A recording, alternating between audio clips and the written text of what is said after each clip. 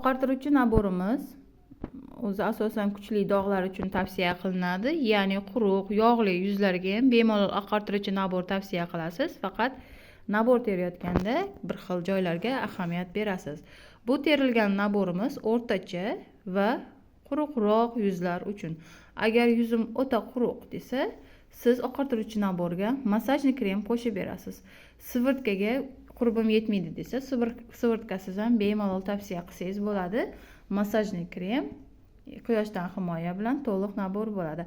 Agarda mabodo yuzim yog'li desa, siz unga skrab bilan berasiz va massajni kremni olib tashlaysiz. Chunki yog'li yuzga nabor mana bunaqa qilib teriladi.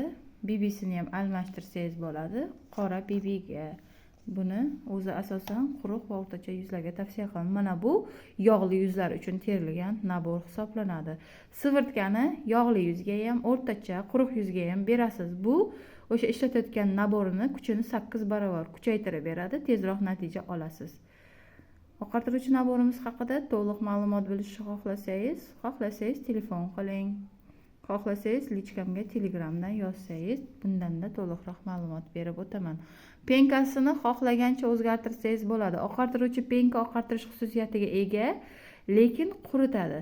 Agar juda yuzimni quritmasin desangiz, unga gialuron penkani bersangiz bo'ladi, ilon penka yoki ulitka penkalarni bersangiz bo'ladi buni o'rniga.